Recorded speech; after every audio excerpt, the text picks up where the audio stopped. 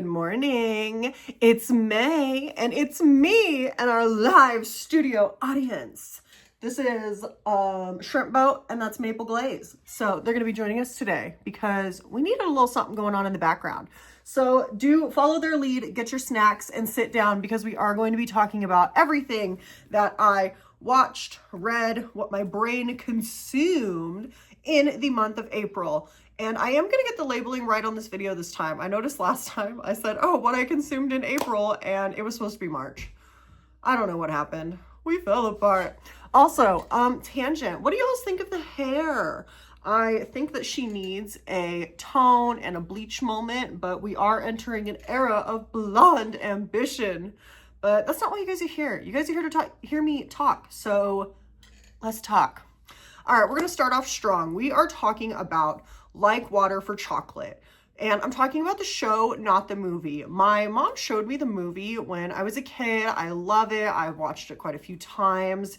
And then I found out they were making a show. Also, have not read the book yet. I should get on that. Note to self, read the book. Anyway, so here's my thing about the show. I'm glad they made it a show, but also I wanted to fight everyone. Everybody pissed me off, okay? Like, I'm talking like, okay, Mama Elena, if I see you, it's on site. Rosara, if I see you, it's on site. Pedro, don't let me catch you outside. Jose, better watch out where you're at. Like, here's my thing, okay? I understand the societal norms and the societal pressures, and this was the world that we lived in during that time. I get it. I hate it, okay? Mama Elena, you were evil. You had no business being evil, knowing full well what you did. Rosara, you had a chance to break generational cycles. You didn't. You chose to be the same thing as your mother. How dare you? Pedro, you could have solved all of this by literally not marrying Rosara, although I get it. I guess we wouldn't have had a show at that point. Jose, how are you going to say that Gertrudis's baby wasn't yours when we literally had multiple scenes of y'all's doing it? Make it make sense. Tina, girl, just run away. Just leave. I get it. You know, you want to stay for the family and the homestead. Girl, your family doesn't care about you. Who cares about the homestead? Leave. You and Pedro should have just left. I get it. You wouldn't have had a show. I don't care. I'm still mad about it. 8 out of 10 though. I really liked the aesthetics of it all. I don't want to say aesthetics. That doesn't sound right. I thought visually it looked good. Okay. Visually, I thought it was very pretty. I liked seeing the desert and all of that. I live in the desert. I love to look at it. So that's the tea. Now, moving on.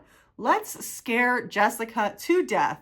Okay, I loved this movie. Once again, it's another vampire movie from the 70s, and this is not going to be the first vampire movie from the 70s that is going to be in this video. So prepare yourselves for that. But it's kind of cool because the two that we talk about are vastly different. This particular one is this really gorgeous movie that's shot in the Connecticut countryside. And the vampire lore, what was going on in the 70s? The vampire lore in the 70s is very different from what we kind of know today. Like, I get it. We all think about, like, Interview with the Vampire. We think of Dracula. Like, and I mean, to be fair, everybody's still sucking blood. But, like, I just noticed it's a little bit different. A lot of these vampires, they're going outside. They're going out in the sun. They're chilling. They're hanging out with their friends. And so, I don't know, though. These ones in the 70s just had different lore. And I like that. I would like to focus more on that. So, yeah. It is a little bit slow. I'm going to be honest with y'all. It's a little bit slow, but I get it. We have to make Jessica kind of think that she's crazy. She can't trust herself. We as the audience, we can't trust her. I understand that. Still a little slow for me, but it was so pretty that I don't really mind that because sometimes I just like to look at pretty things. All right, let's get sad for a second. We're going to talk about the Year of Secret Assignments.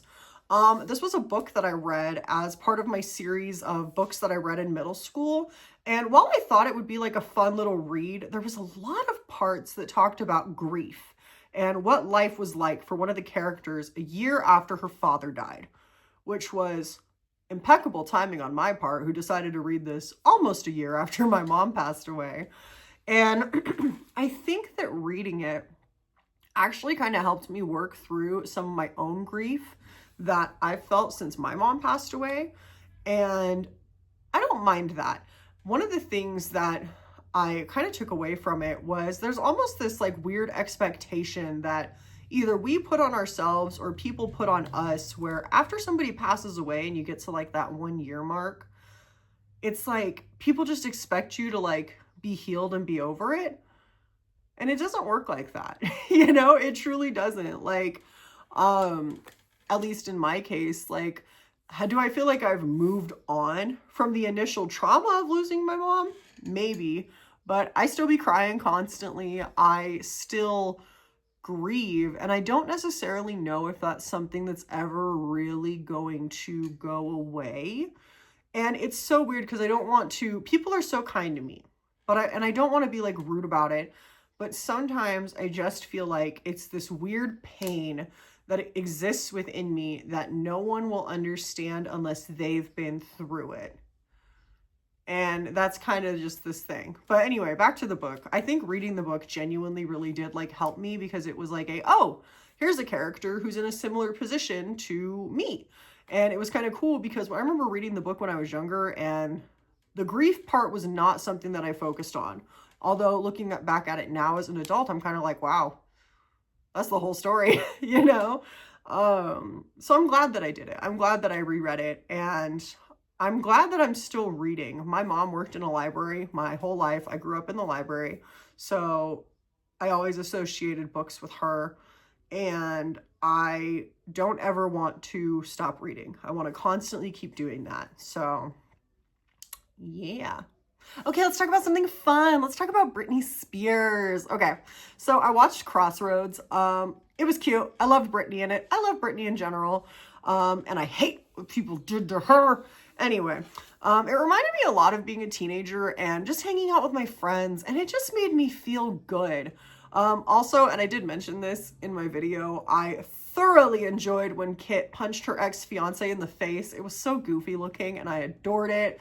But it made me want to go on a road trip. So yeah, that was fun. Now, we're going to talk about something a little weird. We're going to talk about the Adventures of Buratino. So that was that like weird Russian Pinocchio.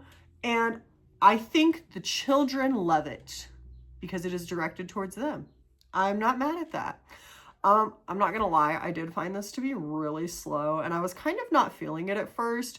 But I really liked the costume and the set designs. I think for children, for like a child audience, I think it was really perfect. It was whimsical, and I just felt it was a little bit slow, but who am I to judge? You know, I'm a random person watching it. One thing I noticed is I saw a lot of fan art for this movie online. I did not realize how much people really connected with it. Like, people truly have something. I think it's the character designs. Because if you look at a lot of the fan art, that's what people really found themselves being drawn to. Also, tangent, I hate Pinocchio, and Buratino for that matter. He's a bitch. He inconveniences everyone. I get it. It's supposed to be about him learning how to be a real person. Do that away from me. Do not come into my house. Do not come to my house. Do not come to my town.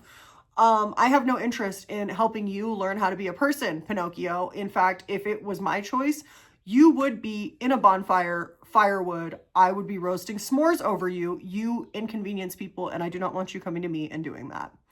Now, Desperado. Okay, so I really liked this movie. My boyfriend showed it to me, and I loved the pacing. It kind of felt like a telenovela, and for that, I loved it. It was really fun, and I'm glad that I watched it. I thought the set designs were really good. The vibes. I just thoroughly enjoyed it, and I would watch it again. That was a fun little moment. All right, we're going to talk about vampires again.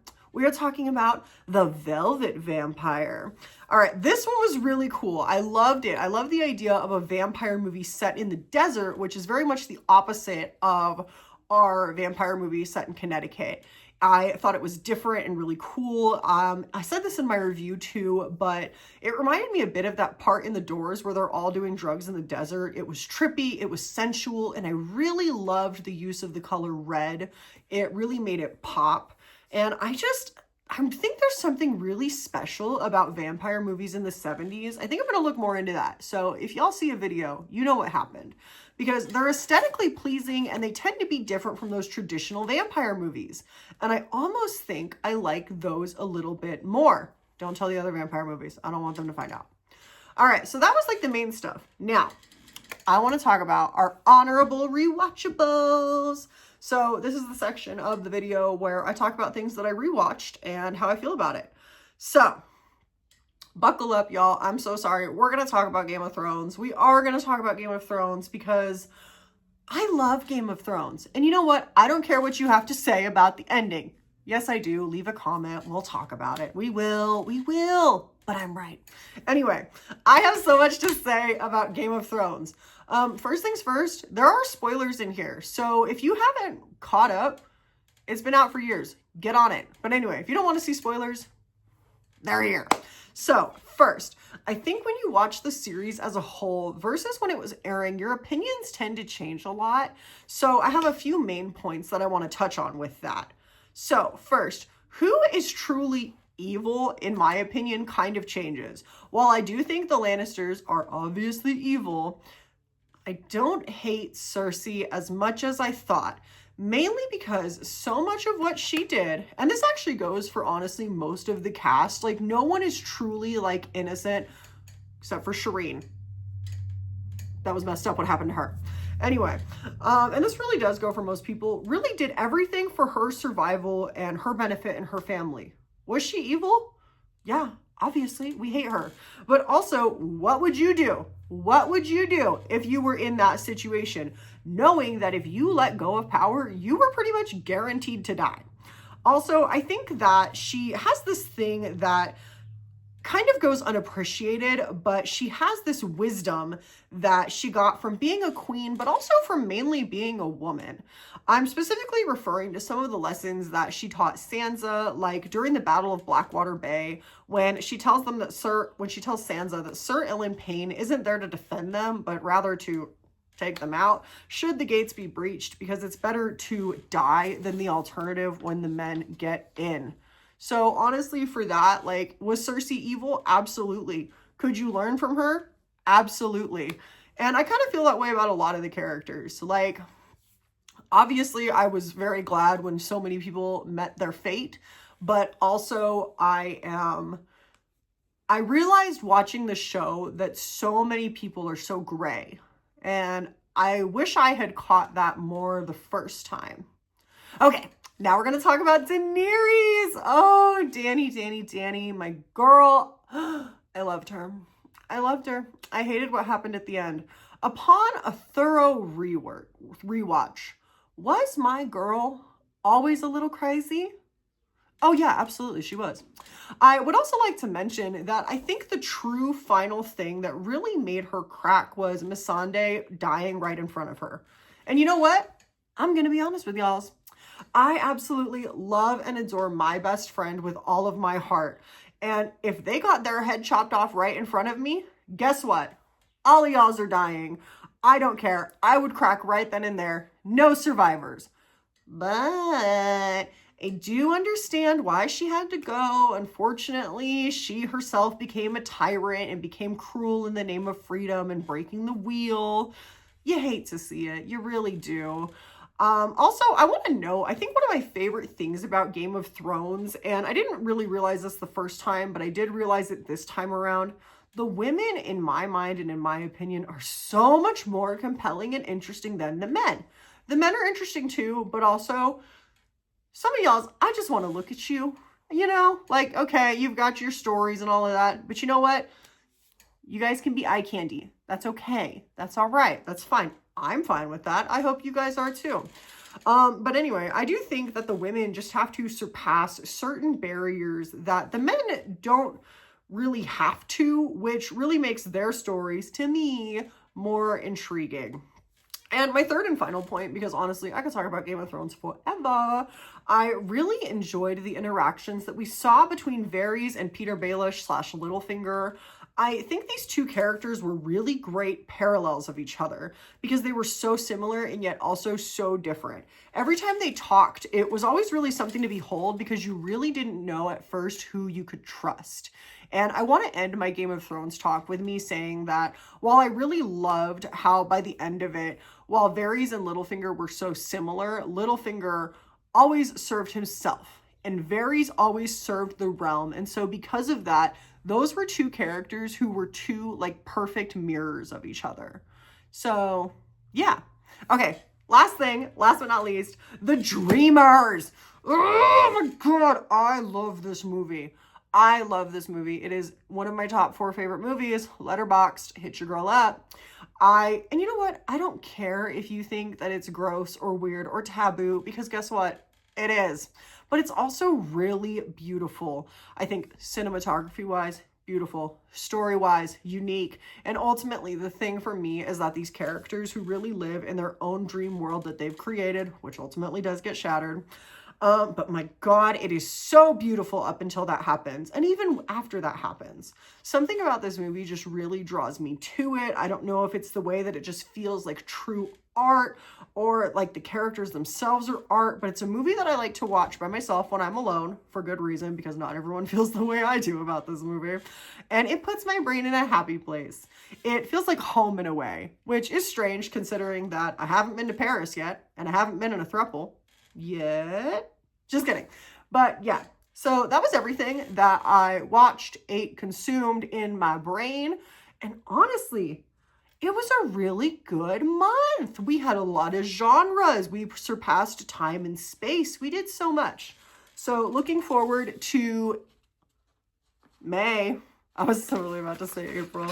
Looking forward to it. Thank you for watching. Like and subscribe. Tell me what you watched and tell me what I should watch, because I'm always looking for more weird stuff. If y'all know any like weird aesthetic movies from the 70s, that seems to be my flavor of the month right now. So let me know. Happy May. And yeah, I will see you all in June. Maybe not. Maybe you guys are going to see me right now because my thing's not turning off.